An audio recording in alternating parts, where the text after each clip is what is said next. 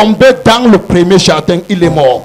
Le deuxième est mort dans le même jardin et il est sorti encore victorieux dans le même jardin. Je disais ceci, le monde a eu deux jardiniers.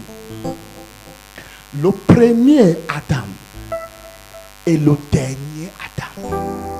Le premier homme et le second homme. À la différence que les deux jardiniers diffèrent dans leur mode opératoire. Au premier jardinier, Dieu a dit, tu peux manger de tous les fruits qui sont dans ce jardin, sauf le fruit de la connaissance du bien et du mal. Tu peux manger. En d'autres mots, ta survie dépend de la nutrition que tu tireras de ce jardin. Et pour que tu puisses avoir constamment de la nourriture, tu dois cultiver ce jardin et tu dois garder ce jardin afin que le serpent qui marche partout, cherchant qui dévorer, ne puisse pas entrer. No, you are not catching what I'm talking about. Adam, il y a un serpent. Je l'appelle souvent serpent, je l'appelle souvent dragon, je l'appelle souvent le lion, je l'appelle souvent le serpent ancien, je l'appelle souvent Satan le diable. Il est la terre, cherchant qui dévorer. Donc rassure-toi que tu cultives ce jardin et que tu protèges ce jardin. Prends les mesures de sécurité. Son venin est très dangereux. Mais malheureusement, il n'a pas pu veiller comme il devrait veiller. Et le serpent là est entré dans le jardin. Non seulement le serpent a mordu sa femme, le serpent a mordu même la personne qui était en charge de cultiver et de protéger le jardin.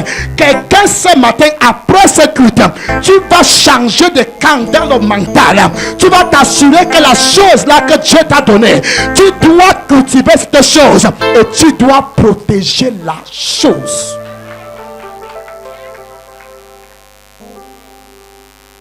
Maintenant le second jardinier.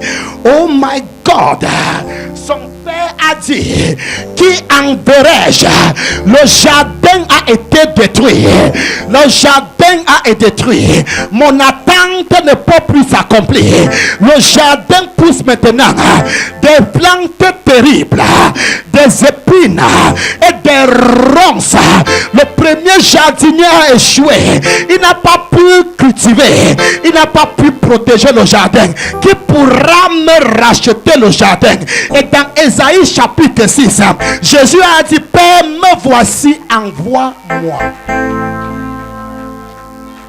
Là où cet homme a échoué, je veux réussir. Et je suis sûr, quand il quittait la présence du Père, Dieu lui a dit, ton travail maintenant, là où l'autre a échoué, tu dois réussir. Tu dois me racheter ce jardin. Tu dois me donner la vie encore à ce jardin. Mais prends garde, tu connais ce serpent. La Bible dit, quand Jésus a été baptisé, il fut transporté au désert. Et le même serpent,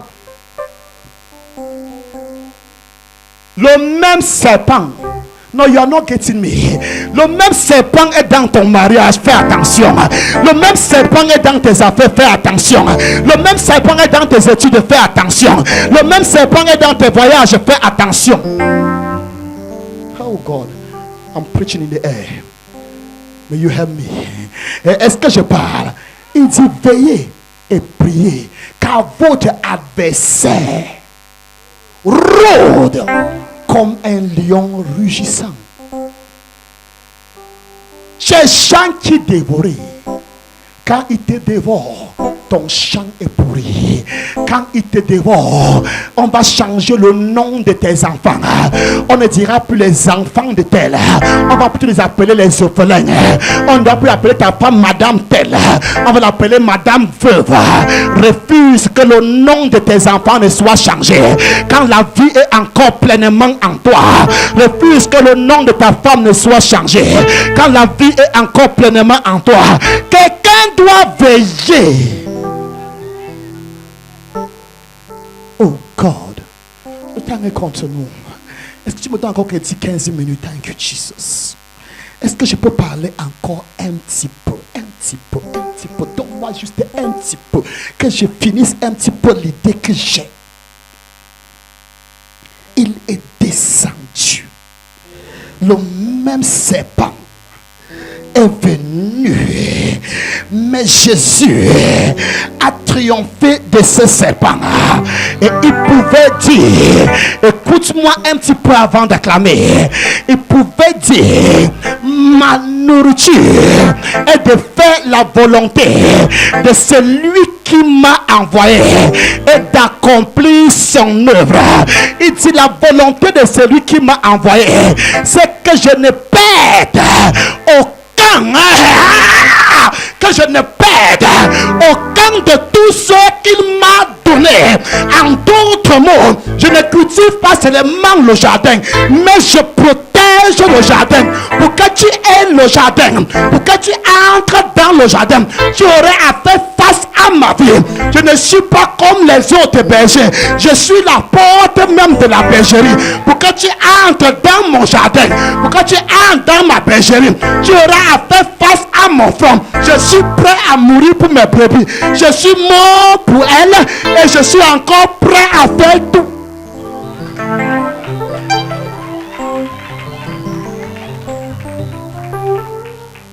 Are you there? Are you there? Oh God, oh God, oh God. Ma nourriture est de faire la volonté de celui qui m'a envoyé et d'accomplir son œuvre. Pourquoi accomplir son œuvre? Parce que le premier jardinier a échoué, l'œuvre s'est arrêtée. Je suis venu comme le dernier jardinier pour accomplir, oh God. Le premier jardinier, sa survie dépendait des fruits qu'il cueillait dans le jardin. Are you there? Et c'est comme monsieur jusqu'à présent. Le second jardinier dit que ma survie ne dépend pas du fruit comme l'autre. Mais ma nourriture à moi, c'est de faire la volonté de celui qui m'a envoyé. Oh, can I preach it again? Ma survie, ma nourriture à moi, c'est de faire la volonté de celui qui m'a envoyé. Quelle est la volonté de celui qui m'a envoyé? La volonté de celui qui m'a envoyé, c'est que je ne perde aucun de tout ce qu'il m'a donné et que je les ressuscite au dernier jour. La volonté de mon Père, c'est que quiconque voit le Fils et croit en lui, qu'il ait la vie éternelle et je le ressusciterai au dernier jour. En d'autres mots, le premier jardinier avait la houe, le second avait la parole. Il nous a engendrés par sa parole. Donc comment cultive son jardin? Par la parole. Il dit dans Ésaïe, l'Éternel Dieu m'a donné une langue exercée pour que je sache soutenir par la parole l'esprit qui est abattu. Are you still there? Est-ce que je parle à quelqu'un? Est-ce que je parle à une église missionnaire ce matin? Est-ce que je parle à une église missionnaire ce matin? J'ai l'impression que certaines personnes me regardent comme une personne qui vient de tomber du ciel parce qu'elle est venue pour, non pas pour entendre des choses pareilles, mais pour recevoir sa guérison. Pendant que je parle, sa guérison est déjà faite. Le premier avait la roue. Le second avait la parole. Et c'est la parole là que je professe ce matin. Are you there? Est-ce que je parle à quelqu'un? Est-ce que je parle à quelqu'un? Conséquemment donc, l'œuvre de Dieu dans Jean chapitre 14 verset 12 à 13 n'est pas le miracle, mais la prédication de la bonne nouvelle. En quoi est-ce que en amenant une personne au Seigneur, j'ai fait plus de miracles que Jésus, ou bien j'ai fait plus d'œuvres que Jésus. Suis-moi bien. Dis à quelqu'un, suis-moi. Ouvre tes oreilles, c'est très important. Car ce verset a été un sujet de débat dans les milieux théologiques. Mais ce matin, Dieu te donne la révélation. Écoute. Jésus, durant tout son ministère terrestre, n'a amené aucune personne à naître de nouveau. Oh, on me regarde comme si je tombais du ciel. Aucun homme sous le ministère terrestre de Jésus était né de nouveau. Excuse-moi, Pierre n'était pas né de nouveau. Jean n'était pas né de nouveau. André n'était pas né de nouveau. Même pas la femme samaritaine n'était pas née de nouveau. Ils étaient juste réformés pour attendre la nouvelle naissance. Mais si je vais au Père, oh God, c'est lui qui croit en moi. Pierre, comme tu as prêché l'évangile, tu viens de faire l'œuvre que j'ai fait. La femme samaritaine, comme tu as prêché l'évangile en Samarie, tu viens de faire l'œuvre que j'ai fait. Mais si je pars, tu feras plus grand. Comment? Parce que quand tu parleras, les gens à partir de ce moment seront des fils de Dieu. Ils seront nés de nouveau. I don't know if I'm preaching. I don't know if I'm teaching. Est-ce que tu es là? Est-ce que tu es là? Celui qui croit en moi fera les œuvres que j'ai faites. Et il en fera de plus grandes. Parce que je vais au Père. Il vient s'aimer. Je déclare que tu seras évangéliste international. Je prophétise que tu seras évangéliste international. Les nations entendront parler de toi. Les nations vont se reculer au son de ta voix. Au nom de Jésus-Christ de Nazareth. Celui qui croit en moi fera les œuvres que j'ai faites. Et il en fera de plus grandes. Si l'œuvre de Jésus, si l'œuvre du Père de Jésus consiste à amener les gens au Seigneur, cela implique que l'œuvre de Dieu, c'est partager la bonne nouvelle à ceux qui n'ont pas encore entendu. Comment je fais plus grande que Jésus? Parce que en son temps, l'Esprit n'était pas encore descendu. En son temps, l'Esprit descendait seulement sur les prophètes, sur les rois et sur les sacrificateurs.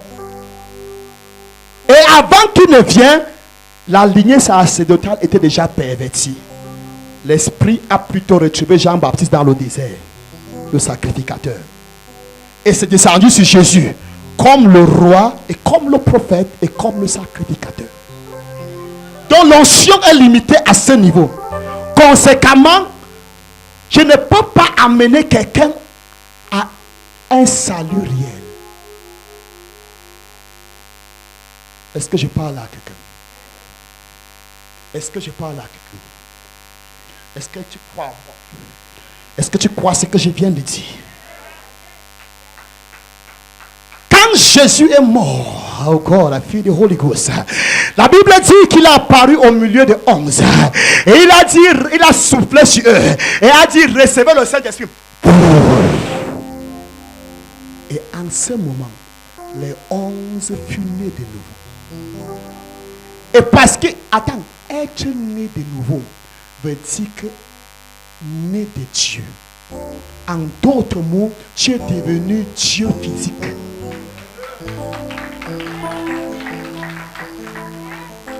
Quand il a dit recevez le Saint-Esprit, la parole qui a suivi cette parole, ceux à qui vous pardonnerez les péchés, ils leur seront pardonnés. Ceux à qui vous retiendrez les péchés, ils leur seront retenus. Pourquoi? Parce que Dieu seul pardonne les péchés. Si Dieu te demande de pardonner maintenant les péchés, ça veut dire que ton rang a changé. Oh God. Peut-être j'aurais enseigné ça qu'à l'école biblique. Oh God, oh God, oh God, oh God. Oh God. Est-ce que tu es encore là? Est-ce que c'est le message de dimanche matin? Peut-être ça aurait été plutôt à l'école publique. Parce que je vois des personnes qui me regardent comme un extraterrestre.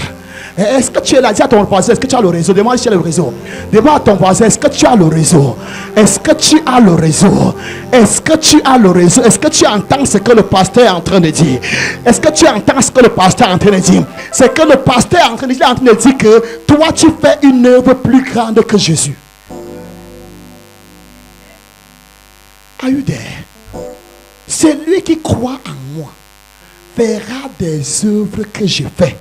Ce que je fais maintenant là, sans avoir été déjà chez le Père. Mais si je vais au Père, hey, celui qui croit en moi fera même ce que je n'ai pas fait. Est-ce que tu te souviens le jour où Jésus a dit, de tous ceux qui sont nés d'une femme, personne n'a paru de plus grand que Jean-Baptiste. Tu te souviens du jour là? Et il a dit quoi après? Le plus petit dans le royaume des cieux est plus grand que le plus grand qui ait foulé la terre. Pourquoi? Parce que le plus grand qui a foulé la terre était une lampe qui brille pour un moment et s'éteint. Mais pour celui qui est le plus petit dans le royaume des cieux est la lumière du monde. Vous êtes la lumière du monde. Vous n'êtes pas une lampe, mais la lumière. Vous n'êtes pas une lampe, mais la lumière. Vous n'êtes pas une lampe, mais la lumière. J'ai baptisé Jean. Écoutez-moi bien. Jésus dit, j'ai baptisé Jean quand j'étais encore dans le ventre de Marie. Marie est partie visiter Élisabeth. Pendant que Élisabeth la salue, j'ai baptisé Jean dans son ventre. Mais jusque-là, ça a fait de Jean le plus grand de tous les hommes. Mais sans qu'il ne soit la lumière, il était juste la lampe. En d'autres mots, mon ministère maintenant se limite à fabriquer des lampes. Mais quand je serai parti, toi qui crois en moi, tu vas fabriquer la lumière. No, somebody is not catching it. Écoute-moi bien. Ça, c'est une lampe. C'est pas la lumière. Can I say it again? C'est une lampe ici. C'est pas la lumière. La lampe produit la lumière. Si je coupe l'énergie qui vient ici, il n'y aura pas de lumière. Si j'enlève la lampe, il n'y aura pas de lumière. Donc la lampe produit la lumière, mais elle n'est pas la lumière. Elle est juste un vase qui donne la lumière. Mais Jésus me dit de te dire, si tu crois en moi, tu vas créer des lumières. C'est-à-dire des personnes qui n'auront pas besoin de vases. Une lumière qui ne s'éteindra jamais. C'est pourquoi il disait l'autre jour, celui qui croit en moi a la vie éternelle et la personne ne périra jamais. Oui, ceux qui ne veulent pas la vie éternelle, ceux qui croient que les chrétiens perdent le salut, quand ils m'entendent prêcher comme ça, ils disent que le pasteur là vraiment que fire tonda him. Que tonda fire him. Écoute, il dit la lampe peut se briser. Vous avez voulu vous réjouir de sa lumière, parlant de Jean-Baptiste, mais la lampe là s'est éteinte. Il y a ici plus que Salomon. Il y a ici plus que Salomon. J'avais dit, aucun homme ne sera plus grand que Salomon. Aucun homme ne sera plus sage que Salomon. Mais moi j'ai encore dit, il y a ici plus grand que Salomon. Si tu crois en moi, même si tu meurs, tu vivras. Et si tu vis et tu crois en moi, oh God, tu ne mourras jamais. Tu ne t'éteindras jamais. Je suis venu annoncer à un monsieur ce matin, tu ne dois jamais t'éteindre. Je suis venu annoncer à une dame ce matin, tu ne t'éteindras jamais. Que l'on ne te fasse pas peur, que l'esprit de mort est derrière toi. La mort est incapable de tuer la vie. Chaque fois qu'il y a une rencontre entre la vie et la mort a fléchi les genoux. Ma Bible me fait comprendre qu'il était dans dans la tombe. Et la tombe était scellée. Mais au troisième jour, la terre a dit, j'ai longtemps reçu des corps, j'ai longtemps avalé les corps, mais ce corps-ci, je n'en peux plus. J'ai la nausée, je veux vomir, j'ai même la diarrhée, je veux vomir. Pardon, aidez-moi, je n'en peux plus. Je sens la nausée. Wow! Feel the Holy Ghost go. Am I talking? Je suis venu dire à quelqu'un que le malheur vienne à gauche, que le malheur vienne à droite. Nous tomberons à ton côté et 10 000 à ta droite. Tu ne seras pas atteint. De tes yeux seulement, tu regarderas et tu verras la rétribution des méchants. L'enchantement ne peut rien contre Jacob, ni divination contre Israël. Au temps marqué, il sera dit à Jacob et à Israël, quelle est l'œuvre de Dieu. Je combattrai tes ennemis et je sauverai tes fils. Je ferai manger à tes opposeurs leur propre chair et ils se livreront de leur sang comme du mout. Et toute chair saura que je suis l'Éternel, ton sauveur, ton rédempteur, le puissant de Jacob. Lorsque les méchants s'avancent contre moi pour dévorer ma chair, ce sont mes persécuteurs et mes ennemis et chancellent et tombent.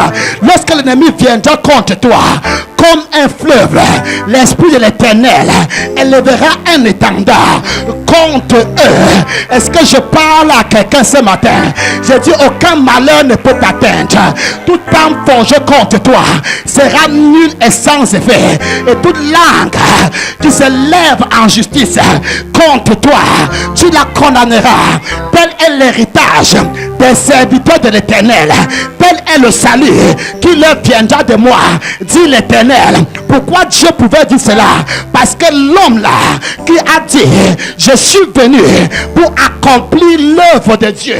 Le premier homme vivait des fruits. Le second homme vivait de la parole de Dieu, vivait de la prédication de Dieu, la parole de Dieu. Le premier homme devait cueillir les fruits afin de survivre. Le second homme a dit, moi je ne mange pas, mais ce que je fais, au lieu de manger pour survivre, je donne ma vie afin que les autres vivent à travers moi. Il a dit l'autre jour, avant qu'il ne vienne, la Bible dit dans Ésaïe 53 verset 10, après avoir donné sa vie en sacrifice pour le péché, il verra une postérité et prolongera ses jours. Le premier homme, s'il cessait de manger, il devait mourir. Le second homme a dit, ma nourriture est d'accomplir son œuvre. Au lieu de manger la nourriture du premier homme, je donne ma vie afin que les enfants du premier homme mangent et ne meurent pas. Quand j'aurai donné ma vie, je verrai la postérité des justes. Je verrai les enfants de Dieu et je prolongerai mes jours. Il a dit, je suis le pain de vie. Celui qui mange de ce pain vivra éternellement. Et le pain que je donnerai, c'est ma chair que je donnerai pour la vie du monde.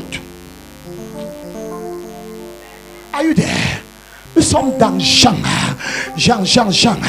Nous sommes dans Jean chapitre 6.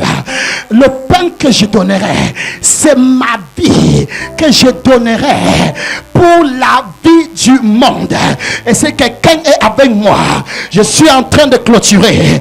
Donne-moi quelques minutes s'il te plaît. Je suis en train de clôturer. Jean chapitre 51. Jean chapitre 6 plutôt dit, versets 51 à 58. La Bible dit, et le pain que je donnerai, il dit, je suis le pain de vie. Celui qui mange ce pain vivra éternellement. Je suis le pain de vie. Je suis le pain vivant qui est descendu du ciel. Si quelqu'un mange ce pain, il vivra éternellement. Et le pain que je donnerai, c'est ma chair que je donnerai pour la vie du monde. Le premier homme devait garder sa chair, manger les fruits pour pouvoir survivre. Le second homme a dit, moi je ne garde pas ma chair, je donne plutôt ma chair afin que les autres vivent par ma chair. Là-dessus les Juifs disputaient entre eux disant, comment peut-il nous donner sa chair à manger? Jésus leur dit, en vérité, je vous le dis, si vous ne mangez la chair du Fils de l'homme et si vous ne buvez son sang, vous n'avez point la vie en vous-même. C'est lui qui mange ma chair et qui boit mon sang demeure en moi et je demeure en lui. C'est lui qui mange ma chair et qui boit mon sang à la vie éternelle. Je le ressusciterai au dernier jour, car ma chair est vraiment une nourriture. Car ma chair est vraiment une nourriture. Car ma chair est vraiment une nourriture. Car ma chair est vraiment une nourriture. Et mon sang est un breuvage. C'est lui qui mange ma chair et qui boit mon sang à la vie éternelle, demeure en moi et je demeure en lui.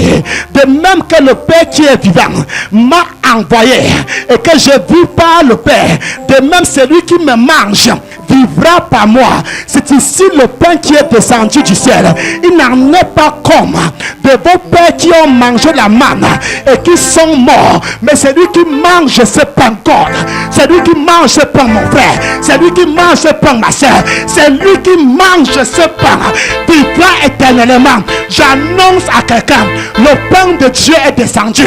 J'annonce à quelqu'un, le pain de Dieu est à ta portée. J'annonce à quelqu'un, le pain de Dieu est à ta portée. Le premier vivait des fruits. Le second a dit, ma nourriture, c'est de faire la volonté de celui qui m'a envoyé et d'accomplir son œuvre. Quelle est cette volonté? C'est lui qui voit le Fils et croit en lui à la vie éternelle. Et je le resterai au dernier jour. En d'autres mots, je suis en train de cultiver le jardin de Dieu. Ma Bible me dit, je te dis que tu es le jardin de Dieu. La Bible t'appelle la vigne de l'Éternel. Tu es la vigne de Dieu. Et le jardinier, c'est le Fils de Dieu. C'est Jésus-Christ de Nazareth. Il est dans ce jardin. Il cultive ce jardin. Et il te dit, quand j'aurai fini de cultiver, va cultiver les autres.